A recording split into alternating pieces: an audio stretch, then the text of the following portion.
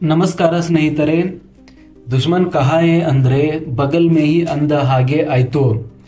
ಈಗ ಸಿದ್ದರಾಮಯ್ಯವರ ಪರಿಸ್ಥಿತಿ, ಸಿದ್ದರಾಮಯ್ಯನವರಿಗೆ ಈಗ ಅವರದೇ ಒಂದು ಪಕ್ಷದವರು ದೊಡ್ಡ ಶಾಕ್ ಕೊಡ್ತಾ ಇದ್ದಾರೆ. ಸ್ನೇಹಿತರೆ, ಒಂದು ವಿಚಾರ ನಿಮಗೆ ನೆನಪಿರಲಿ, ಪ್ರಾಸಿಕ್ಯೂಷನ್ ಅದು ರಾಜ್ಯಪಾಲರು ಕೊಟ್ಟಿರುವಂತದ್ದು ಸಣ್ಣ ವಿಚಾರ ಅಲ್ಲ. ಕಾಂಗ್ರೆಸ್ನವರು ಯಾವ ತರ ಇದನ್ನ ಪ್ರೊಜೆಕ್ಟ್ ಮಾಡ್ತಿದ್ದಾರೆ ಅಂದ್ರೆ ಏನೋ ನಮಗೆ ಅದು ದೊಡ್ಡ ವಿಚಾರ ಇಲ್ಲ, ರಾಜ್ಯಪಾಲರಿಗೆ ಅಧಿಕಾರನೇ ಇಲ್ಲ ಅನ್ನುವ ರೀತಿಯಲ್ಲಿ ಜನರ ಮುಂದೆ ಈ ಒಂದು ವಿಷಯವನ್ನ ಇಡೋದಕ್ಕೆ ಪ್ರಯತ್ನ ಮಾಡ್ತಾ ಇದ್ದಾರೆ. ಆದರೆ ಒಂದಂತೂ ಇಲ್ಲಿ ಸತ್ಯ ನೆನಪಿಟ್ಟುಕೊಳ್ಳಬೇಕಾಗಿರುವಂತದ್ದು, ಕಾಂಗ್ರೆಸ್ಸಿಗರು ನ್ಯಾಯಾಲಯದಲ್ಲಿ ಸಿದ್ದರಾಮಯ್ಯ ಅವರ ವಿರುದ್ಧ ಪ್ರಾಸಿಕ್ಯೂಷನ್ ವಿಚಾರ ಸಂಬಂಧಪಟ್ಟಂತೆ ವಾದ ಮಂಡನೆ ಮಾಡುವಾಗ ಆಗ ಗೊತ್ತಾಗುತ್ತೆ ಕಾಂಗ್ರೆಸ್ಸಿಗರೇ ಇದರ ಆಳ ಅರಿವು. ಈಗ ಬೇರೆ ಯಾರೂ ಅಲ್ಲ, ಕಾಂಗ್ರೆಸ್ನ ಹೈಕಮಾಂಡ್ ಎಸಿಸಿ ಅಧ್ಯಕ್ಷರಾಗಿರುವಂತಹ ಮಲ್ಲಿಕಾರ್ಜುನ್ ಖರ್ಗೆ ಅವರೇ ಸಿದ್ದರಾಮಯ್ಯನವರಿಗೆ ದೊಡ್ಡ ಶಾಕ್ ಕೊಟ್ಟಿದ್ದಾರೆ. ನೀವು ನೋಡ್ತಾ ಇರಬಹುದು, ಕರ್ನಾಟಕದಲ್ಲಿ ರಾಜ್ಯದಲ್ಲಿ ಇಡೀ ಸಂಘಟನೆ ಅವರ ಒಂದು ಬೆಂಬಲಕ್ಕೆ ನಿಂತು ನಾವು ಸಿದ್ದರಾಮಯ್ಯ ಅವರ ಬೆಂಬಲಕ್ಕೆ ಇದ್ದೀವಿ ಅನ್ನೋ ಒಂದು ಸಂದೇಶ ಕೊಡೋದಕ್ಕೆ ಪ್ರಯತ್ನ ಮಾಡ್ತಾ ಇದ್ರೆ, ಆ ಕಡೆ ಡೆಲ್ಲಿನಿಂದ ಕಹಿ ಸಂದೇಶ ಬಂದಿದೆ ಸಿದ್ದರಾಮಯ್ಯನವರಿಗೆ. ಹಾಗಾದ್ರೆ ಸಿದ್ದು ಕುರ್ಚಿಗೆ ಕಂಟಕ. ಸಿದ್ದರಾಮಯ್ಯನವರು ಹೇಳ್ತಾ ಇರುವಂತಹ ವಿಚಾರ ಏನು, ಬಿಜೆಪಿ ಮತ್ತು ಜೆಡಿಎಸ್ನವರು ನನ್ನ ವಿರುದ್ಧ ಷಡ್ಯಂತ್ರ ಮಾಡಿದ್ದಾರೆ, ಆದರೆ ಜನ ನನ್ನ ಬೆಂಬಲಕ್ಕೆ ಇದ್ದಾರೆ. 6 ಕೋಟಿ ಜನ ಸರ್ಕಾರನ ಆಯ್ಕೆ ಮಾಡಿರೋದು, ಹೈಕಮಾಂಡ್ ಸಹ ನನ್ನ ಬೆಂಬಲಕ್ಕೆ ಇದೆ ಅಂತ ಸಿದ್ದರಾಮಯ್ಯನವರು ಹೇಳಿಕೊಳ್ಳುತ್ತಿದ್ದಾರೆ. ಆದರೆ ಸಿದ್ದರಾಮಯ್ಯನವರ ವಿರುದ್ಧ 3 ದೂರುಗಳು ದಾಖಲಾಗಿರುವುದರಿಂದ ಒಳಗೊಳಗೆ ಸಿದ್ದು ಅವರು ಕುಗ್ಗಿ ಹೋಗಿದ್ದಾರೆ, ಹೊರಗೆ ಪ್ರತಾಪ ತೋರಿಸಿಕೊಳ್ಳುತ್ತಿರಬಹುದು. ಆದರೆ ನಾನು ಯಾವುದಕ್ಕೂ ಜಗ್ಗೋದಿಲ್ಲ, ಬಗ್ಗೋದಿಲ್ಲ ಅನ್ನೋ ಒಂದು ಡೈಲಾಗ್ಸ್ ಅನ್ನ ಸಿದ್ದರಾಮಯ್ಯನವರು ಹೊಡಿತಾ ಇರುವಂತದ್ದನ್ನ ನೀವು ನೋಡ್ತಾ ಇದ್ದೀರಾ. ಆದರೆ ಸಿದ್ದರಾಮಯ್ಯನವರಿಗೂ ಸಹ ಒಳಗೆ ಗೊತ್ತಿದೆ, ನನ್ನ ವಿರುದ್ಧ ಷಡ್ಯಂತ್ರ ಮಾಡಿರುವವರು ಪ್ರತಿಪಕ್ಷದವರಲ್ಲ, ಖುದ್ದು ಕಾಂಗ್ರೆಸ್ ಪಕ್ಷದವರೇ ಅಂತ. ಅದೇ ಈಗ ಮಲ್ಲಿಕಾರ್ಜುನ್ ಖರ್ಗೆ ಅವರ ಈ ಹೇಳಿಕೆಯಿಂದ ದೃಢವಾಗ್ತಾ ಇದೆ. ಸ್ನೇಹಿತರೆ, ಈಗ ಕಾಂಗ್ರೆಸ್ನ ಹೈಕಮಾಂಡ್ ನಾವು ಸಿದ್ದರಾಮಯ್ಯ ಅವರ ಬೆಂಬಲಕ್ಕೆ ನಿಂತಿದ್ದೇವೆ, ಇದು ಪ್ರತಿಪಕ್ಷಗಳ ಷಡ್ಯಂತ್ರ ಅಂತ ಹೇಳ್ತಾ ಇದ್ದರೂ ಸಹ ಎಲ್ಲಿಯವರೆಗೂ ಸಿದ್ದರಾಮಯ್ಯನವರ ಸಮರ್ಥನೆ ಮಾಡೋದಕ್ಕೆ ಸಾಧ್ಯ. ಈಗ ರಾಜ್ಯಪಾಲರು ಪ್ರಾಸಿಕ್ಯೂಷನ್ಗೆ ಅನುಮತಿ ಕೊಟ್ಟಿದ್ದಾಗಿದೆ. 3 ಜನ ಅರ್ಜಿದಾರರು ಈಗ ಕೋರ್ಟ್ಗೆ ಹೋಗ್ತಾರೆ, ರಾಜ್ಯಪಾಲರೇ ಪ್ರಾಸಿಕ್ಯೂಷನ್ಗೆ ಅನುಮತಿ ಕೊಟ್ಟಿದ್ದಾರೆ ಎಂಬ FIR ದಾಖಲಾಗಬೇಕು ಅಂತ. ಅದಾದ ಮೇಲೆ ಕೋರ್ಟ್ನಲ್ಲಿ ಸಿದ್ದು ಪರ ವಕೀಲರು ಸಹ ವಾದ ಮಾಡ್ತಾರೆ. FIR ಆದ್ಮೇಲೂ ಸಹ ಸಿದ್ದರಾಮಯ್ಯನವರು ರಾಜೀನಾಮೆ ಕೊಡೋದಿಲ್ವಾ? ಆಗ ಹೈಕಮಾಂಡ್ ಡಿಸಿಷನ್ ಏನಾಗಿರುತ್ತೆ? ಚಾರ್ಜ್ ಶೀಟ್ ಹಾಕುವವರೆಗೂ ಹೈಕಮಾಂಡ್ ಸುಮ್ಮನೆ ಇರುತ್ತಾ, ಕೈ ಕಟ್ಟಿ ಕೂತಿರುತ್ತಾ? ಈ ಎಲ್ಲ ಒಂದು ಪ್ರಶ್ನೆಗಳು ಇದಾವೆ. ಇದಕ್ಕೆ ಉತ್ತರ ಇಲ್ಲ. ಯಾಕಂದ್ರೆ ಈಗ ಮಹಾರಾಷ್ಟ್ರ, ಹರಿಯಾಣ ಮತ್ತು ಜಮ್ಮು ಕಾಶ್ಮೀರದಲ್ಲಿ ಚುನಾವಣೆಗಳು ಬರಲಿದೆ. ಯಾವ ಮುಖ ಇಟ್ಕೊಂಡು ಕಾಂಗ್ರೆಸ್ನವರು ಚುನಾವಣೆ ಎದುರಿಸುವುದಕ್ಕೆ ಹೋಗ್ತಾರೆ? ಅಲ್ಲಲ್ಲಿ ಬಿಜೆಪಿಯವರು ಸಿದ್ದರಾಮಯ್ಯ ಅವರ ವಿಚಾರವನ್ನೇ ತೆಗೆದು ವಾಗ್ದಾಳಿಯನ್ನ ಮಾಡ್ತಾರೆ. 2011ರಲ್ಲಿ ಯಡಿಯೂರಪ್ಪ ಅವರ ವಿಚಾರದಲ್ಲಿಯೂ ಸಹ ಆಗಿದ್ದು, ಆಗ ಸಹ ಪ್ರಾರಂಭದಲ್ಲಿ ಯಡಿಯೂರಪ್ಪ ಬೆನ್ನಿಗೆ ನಿಂತಿತ್ತು ಹೈಕಮಾಂಡ್. ಯಾವಾಗ ಅವರ ವಿರುದ್ಧ ಪ್ರಾಸಿಕ್ಯೂಷನ್ಗೆ ರಾಜ್ಯಪಾಲರು ಅನುಮತಿ ಕೊಟ್ಟರು, ಆಗಿನಿಂದ ಹೈಕಮಾಂಡ್ ಟ್ಯೂನ್ ಚೇಂಜ್ ಆಯಿತು. ಕೊನೆಗೆ ರಾಜೀನಾಮೆಗೂ ಸಹ ಸೂಚನೆ ಕೊಡ್ತು. ಹೈಕಮಾಂಡ್ ಕಾಂಗ್ರೆಸ್ ಒಳವಲಯದಲ್ಲಿಯೂ ಆಗ್ತಾ ಇರೋದು ಅದೇ. ಖರ್ಗೆ ಅವರು ಈಗ ಸಿದ್ದರಾಮಯ್ಯ ಅವರಿಗೆ ಪ್ರಾಸಿಕ್ಯೂಷನ್ಗೆ ಅನುಮತಿ ಕೊಟ್ಟಿರೋದ್ರ ಬಗ್ಗೆ ರಿಪ್ಲೈ ಕೊಟ್ಟಿದ್ದಾರೆ. ನಾನೇನು ಆ ನೋಟಿಸ್ ನೋಡಿಲ್ಲ, ಅದರಲ್ಲಿ ಏನಿದೆ ಅಂತ ನನಗೆ ಗೊತ್ತಿಲ್ಲ. ರಾಜ್ಯಪಾಲರ ಈ ನಿರ್ಧಾರ ಸರಿನೋ ತಪ್ಪು ಅಂತ ನಾನು ಹೇಳೋದಕ್ಕೆ ಹೋಗೋದಿಲ್ಲ, ಲಾಯರ್ಸ್ನ ಕನ್ಸಲ್ಟ್ ಮಾಡ್ತೀವಿ ಅನ್ನೋ ಒಂದು ಮಾತನ್ನ ಕೂಡ ಅವರು ಹೇಳ್ತಿದ್ರು. ಅದಾದ ಮೇಲೆ ಮುಂದೆ ಹೇಳ್ತಾ ಹೋಗ್ತಾರೆ, ಆಗು ಹೋಗುಗಳನ್ನು ತಿಳ್ಕೊಂಡು ಮಾತಾಡ್ತೀನಿ ಅಂತ ಹೆಚ್ಚು ಕಡಿಮೆ ಸಿದ್ದರಾಮಯ್ಯನವರಿಗೆ ಕುರ್ಚಿ ಬಿಟ್ಟು ಹೇಳೋದಕ್ಕೆ ರೆಡಿಯಾಗಿರಿ ಅನ್ನೋ ಒಂದು ಸಂದೇಶವನ್ನ ಸಹ ಈ ಮೂಲಕ ಇಂಡೈರೆಕ್ಟ್ ಆಗಿ ಮಲ್ಲಿಕಾರ್ಜುನ್ ಖರ್ಗೆ ಅವರು ಕೊಟ್ಟಾಯಿತು.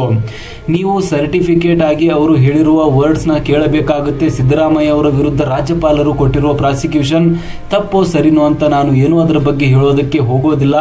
ಅಂದ್ರೆ ಇಲ್ಲಿ ಸಿದ್ದರಾಮಯ್ಯನವರು ತಪ್ಪು ಮಾಡಿದ್ದಾರೆ ಅಂತ ಇಂಡೈರೆಕ್ಟ್ ಆಗಿ ಒಪ್ಕೋತಾ ಇದ್ದಾರೆ ಖರ್ಗೆ ಅವರು ಅಂತ ಹೇಳಲಾಗುತ್ತೆ. ಸೊ ಹೈಕಮಾಂಡ್ ನಿಂದ ದೊಡ್ಡ ಟೆನ್ಷನ್ ಶುರುವಾಗಿ ಹೋಗಿದೆ. ಸ್ನೇಹಿತರೆ, ಇಲ್ಲಿ ಮಲ್ಲಿಕಾರ್ಜುನ್ ಖರ್ಗೆ ಅವರ ಟೂನ್ನ ನೀವು ಅರ್ಥ ಮಾಡಿಕೊಳ್ಳೋದಕ್ಕೆ ಪ್ರಯತ್ನ ಪಟ್ಟರೆ ಅವರು ಯಾವ ಸಂದೇಶ ಸಿದ್ದರಾಮಯ್ಯ ಅವರಿಗೆ ಸಾರ್ತಾ ಇದ್ದಾರೆ ಅನ್ನೋದು ಸ್ಪಷ್ಟವಾಗಿ ತಿಳಿದು ಹೋಗುತ್ತೆ. ಮೊನ್ನೆ ಡೆಲ್ಲಿಗೆ ಹೋದಾಗ ಇದೇ ಖರ್ಗೆ ಅವರು ಸಿದ್ದರಾಮಯ್ಯ ಅವರ ಬೆನ್ನಿಗೆ ನಿಂತು ಮಾತನಾಡಿದ್ರು, ನಮ್ಮ ಸಪೋರ್ಟ್ ಸಿದ್ದರಾಮಯ್ಯ ಸರ್ಕಾರಕ್ಕೆ ಇದೆ ಅಂದಿದ್ರು. ಆದರೆ ಈಗ ಅದೇ ಖರ್ಗೆ ಅವರು ರಾಜ್ಯಪಾಲರ ನಿರ್ಣಯ ಸರಿನೋ ತಪ್ಪು ಅಂತ ನಾನು ಈಗ ಮಾತಾಡೋದಕ್ಕೆ ಹೋಗೋದಿಲ್ಲ ಅನ್ನೋ ಒಂದು ಮೂಲಕ ಸಿದ್ದರಾಮಯ್ಯ ಅವರಿಗೆ ದೊಡ್ಡ ಶಾಕ್ ಕೊಡ್ತಾ ಇದ್ದಾರೆ. ಸಿದ್ದರಾಮಯ್ಯ ಅವರ ಸಮರ್ಥನೆಗೆ ಇಳಿದಿದ್ದಾರೆ. ಆ ಕಡೆ ಡೆಲ್ಲಿನಲ್ಲಿ ಅವರದೇ ಪಕ್ಷದ ಹೈಕಮಾಂಡ್ ಸಿದ್ದರಾಮಯ್ಯ ಅವರಿಗೆ ಇಂಡೈರೆಕ್ಟ್ ಆಗಿ ವಾರ್ನಿಂಗ್ ಕೊಡ್ತಾ ಇದೆ. ಸ್ನೇಹಿತರೆ, ಖರ್ಗೆ ಅವರು ಈ ಒಂದು ಮಾತು ಹೇಳೋದಕ್ಕೂ ಒಂದು ಹಿನ್ನೆಲೆ ಇದೆ. ನೀವು ನೆನಪಿಸಿಕೊಳ್ಳಬಹುದು, ಹಲವಾರು ವಾರಗಳ ಹಿಂದೆ ಸಿದ್ದರಾಮಯ್ಯ ಅವರು ಡೆಲ್ಲಿಗೆ ಭೇಟಿ ನೀಡಿದ್ರು. ಆಗ ಸೋನಿಯಾ ಗಾಂಧಿ ಅವರು ಸಹ ಭೇಟಿ ಮಾಡಿ ಮಾತುಕತೆ ನಡೆಸಿದ್ರು. ಆಗ ಸೋನಿಯಾ ಗಾಂಧಿ ಅವರು ಆತ್ಮೀಯವಾಗಿ ಒಂದು ಸಲಹೆ ಕೊಟ್ಟಿದ್ರು, ನೀವೇನಾದರೂ ಈ ಪ್ರಕರಣಕ್ಕೆ ಸಂಬಂಧಪಟ್ಟಂತೆ ರಾಜೀನಾಮೆ ಕೊಡುವ ಪರಿಸ್ಥಿತಿ ಬಂದರೆ ಆ ಸ್ಥಾನಕ್ಕೆ ಖರ್ಗೆ ಅವರ ಹೆಸರನ್ನ ಸೂಚಿಸಿ, ಪಕ್ಷಕ್ಕಾಗಿ ಖರ್ಗೆ ಅವರು ಇದುವರೆಗೂ ಸಾಕಷ್ಟು ತ್ಯಾಗ ಮಾಡಿದ್ದಾರೆ, ಅವರನ್ನ ಒಮ್ಮೆ ಸಿಎಂ ಮಾಡೋಣ ಅನ್ನೋ ಒಂದು ಸಲಹೆಯನ್ನ ಸೋನಿಯಾ ಗಾಂಧಿ ಅವರು ಸಿದ್ದರಾಮಯ್ಯ ಅವರಿಗೆ ಕೊಟ್ಟಿದ್ರು.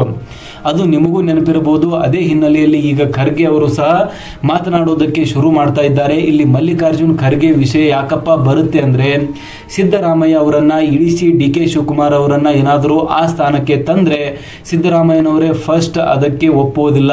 ಈ ಮೂಢ ಹಗರಣ ಬಯಲಿಗೆ ಬರೋದಕ್ಕೆ ಡಿ.ಕೆ. ಶಿವಕುಮಾರ್ ಅವರಿಂದ ಅನ್ನೋ ಅನುಮಾನ ಕೂಡ ಸಿದ್ದರಾಮಯ್ಯನವರಿಗೆ ಇದೆ.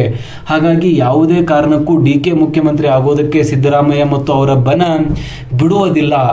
ರಾಜಿ ಸೂತ್ರ ಈಗಾಗಲೇ ಹೈಕಮಾಂಡ್ ರೆಡಿ ಮಾಡಿದೆ. ಅದಕ್ಕಾಗಿ ಮುಖ್ಯಮಂತ್ರಿ ಗಾದೆಗೆ ಮಲ್ಲಿಕಾರ್ಜುನ ಖರ್ಗೆ ಅವರ ಒಂದು ಹೆಸರನ್ನ ಸೋನಿಯಾ ಗಾಂಧಿ ಅವರು ತೇಲಿಟ್ಟಿರುವಂತದ್ದು. ಇಲ್ಲಿ ಖರ್ಗೆ ಅವರನ್ನ ಯಾರು ಬೇಡ ಅಂತ ಹೇಳೋದಕ್ಕೆ ಸಾಧ್ಯ ಆಗೋದಿಲ್ಲ.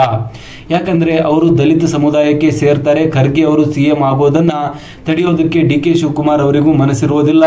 ಆ ಕಡೆ ಸಿದ್ದರಾಮಯ್ಯನವರಿಗೂ ಇದನ್ನ ತಡೆಯೋದಕ್ಕೆ ಆಗೋದಿಲ್ಲ. ಯಾಕಂದ್ರೆ ಈ ವಿಚಾರದಲ್ಲಿ ಏನಾದರೂ ಅಪೋಸ್ ಮಾಡೋದಕ್ಕೆ ಹೋದರೆ ದಲಿತರ ವಿರೋಧ ಕಟ್ಟಿಕೊಳ್ಳಬೇಕಾಗುತ್ತದೆ ಅನ್ನೋ ಒಂದು ಭಯ ಸಿದ್ದುಗೆ ಇಲ್ಲಿ ಕಾಡ್ತಾ ಇರುವಂತದ್ದು. ಸೊ ಈ ಒಂದು ವೀಕ್ನೆಸ್ ನ ಅರ್ಥ ಮಾಡಿಕೊಂಡಿರುವಂತಹ ಹೈಕಮಾಂಡ್ ಖರ್ಗೆ ಅವರನ್ನ ಈಗ ಮುಂದಿಟ್ಟು ಆಟ ಆಡ್ತಾ ಇರೋದು. ಖರ್ಗೆ ಅವರು ಈಗ ಮನಸ್ಸು ಮಾಡಿದಂತೆ ನಾನು ಯಾಕೆ ಈಗ ಒಂದು ಕೈ ನೋಡೇ ಬಿಡಬಾರದು ಅಂತ. ಹಾಗಾಗಿ ಅವರು ಪ್ರತಿಪಕ್ಷಗಳ ವಿರುದ್ಧ ದಾಳಿ ಮಾಡೋದಕ್ಕೆ ಹೋಗಿಲ್ಲ. ಅವರು ಮನಸ್ಸು ಮಾಡಿದ್ರೆ ಜೊಲ್ಲೆ ಅವರ ಹೆಸರು ಹೇಳಿ, ಮುರುಗೇಶ್ ನಿರಾರಿ ಅವರ ಒಂದು ಹೆಸರು ಹೇಳಿ, ಜನಾರ್ದನ್ ರೆಡ್ಡಿ ಅವರ ವಿರುದ್ಧ ಸಹ ಪ್ರಕರಣ ದಾಖಲಾಗಿದೆ. ಅವರ ವಿರುದ್ಧ ಯಾಕೆ ಕ್ರಮ ಕೈಗೊಂಡಿಲ್ಲ, ರಾಜ್ಯಪಾಲರು ಪಕ್ಷಪಾತ ಮಾಡ್ತಾ ಇದ್ದಾರೆ ಅಂತ ಸಿದ್ದರಾಮಯ್ಯ ಬೆನ್ನಿಗೆ ನಿಂತು ಮಾತನಾಡಬೇಕಾಗಿತ್ತು. ಆದರೆ ಎಸಿಸಿ ಅಧ್ಯಕ್ಷರಾದ ಖರ್ಗೆ ಅವರು ಅದೇ ಒಂದು ಯಾವುದನ್ನು ಮಾತನಾಡಿರಲಿಲ್ಲ. ಇದರ ಅರ್ಥ ಸಿಎಂ ಕುರ್ಚಿ ಮೇಲೆ ಖರ್ಗೆ ಅವರಿಗೂ ಸಹ ಕಣ್ಣು ಇದೆ ಅಂತಾನೆ ಅರ್ಥ. ಆ ಒಂದು ವಿಚಾರದಲ್ಲಿ ಚಾರ್ಜ್ ಶೀಟ್ ಸಲ್ಲಿಕೆಯಾಗಿತ್ತು, ರಿಪೋರ್ಟ್ ಸಹ ಇತ್ತು, ಅದರಲ್ಲಿ ಯಡಿಯೂರಪ್ಪನವರ ಹೆಸರು ಸಹ ಬಂದಿತ್ತು. ಹಾಗಾಗಿ ಅವರು ರಾಜೀನಾಮೆ ಕೊಟ್ಟಿದ್ರು. ಆದರೆ ಇಲ್ಲಿ ಸಿದ್ದರಾಮಯ್ಯ ಅವರ ವಿರುದ್ಧ ಇನ್ನೂ ತನಿಖೆ ಮಾತ್ರ ಆದೇಶ ಕೊಟ್ಟಿರೋದು. ಹೈಕಮಾಂಡ್ ಅವರ ಬೆನ್ನಿಗೆ ನಿಲ್ಲಬೇಕಾಗುತ್ತು, ಆದರೆ ನಿಂತಿಲ್ಲ ಅನ್ನೋ ಒಂದು ಅರ್ಥ. ಸಿದ್ದು ಅವರ ಒಂದು ಕೊಚ್ಚಿಯಿಂದ ಇಳಿಸೋದಕ್ಕೆ ಪ್ರಯತ್ನ ಮಾಡಲಾಗ್ತಾ ಇದೆ. ನಾಳೆ ಸಿದ್ದು ಪರ ವಕೀಲರು ಕೋರ್ಟ್ನಲ್ಲಿ ವಾದ ಮಾಡಬೇಕಾದರೆ ಬಿಜೆಪಿಯ ಪ್ರಭಾವಿ ನಾಯಕರ ವಿರುದ್ಧನೂ ಸಹ ರಾಜ್ಯಪಾಲರ ಬಳಿ ದೂರುಗಳು ಅದಕ್ಕೆ ಅವರು ಅನುಮತಿ ಕೊಟ್ಟಿಲ್ಲ ಅನ್ನೋ ಒಂದು ಮಾತು ಸಿದ್ದು ವಿಚಾರದಲ್ಲಿ ಮಾತ್ರ ಯಾಕೆ ಇಷ್ಟು ಅರ್ಜೆಂಟ್ ಅಂತ ಕೇಳೋದಕ್ಕೆ ಆಗೋದಿಲ್ಲ. ಅದು ಸಹ ರಾಜ್ಯಪಾಲರ ವಿವೇಚನೆಗೆ ಬಿಟ್ಟಿತ್ತು. ಇದು ದೊಡ್ಡ ಹಿನ್ನಡೆ ಸಿದ್ದರಾಮಯ್ಯನವರಿಗೆ. ಸ್ನೇಹಿತರೆ, ನೀವು ಕೇಳಬಹುದು ಅರವಿಂದ್ ಕೇಜ್ರಿವಾಲ್ ಮುಖ್ಯಮಂತ್ರಿ ಆಗಿದ್ದುಕೊಂಡಿದ್ದಾರೆ, ಜೈಲಲ್ಲಿ ಇದ್ದಾರಲ್ಲ ಅಂತ. ಆದರೆ ಇಲ್ಲಿ ವಿಚಾರ ಬರೋದು ಅರವಿಂದ್ ಕೇಜ್ರಿವಾಲ್ ಆಮ್ ಆದ್ಮಿ ಪಾರ್ಟಿ ಒಂದು ಸಣ್ಣ ಪಾರ್ಟಿ. ಕಾಂಗ್ರೆಸ್ ಒಲಿಸಿಕೊಂಡರೆ ಕಾಂಗ್ರೆಸ್ನಲ್ಲಿ ಹೈಕಮಾಂಡ್ ಸಂಸ್ಕೃತಿ ಇದೆ.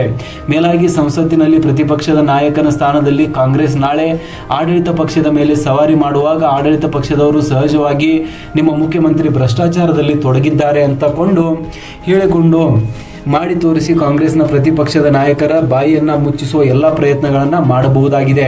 ಹಾಗಾಗಿ ಕಾಂಗ್ರೆಸ್ ಹೈಕಮಾಂಡ್ ಆ ಒಂದು ರಿಸ್ಕ್ ತೆಗೆದುಕೊಳ್ಳೋದಕ್ಕೆ ಬೇಡ, ಸಿದ್ದು ರಾಜೀನಾಮೆ ಪಡೆಯೋಣ ಅನ್ನೋ ನಿರ್ಧಾರಕ್ಕೆ ಈಗಾಗಲೇ ಬಂದಿದೆ.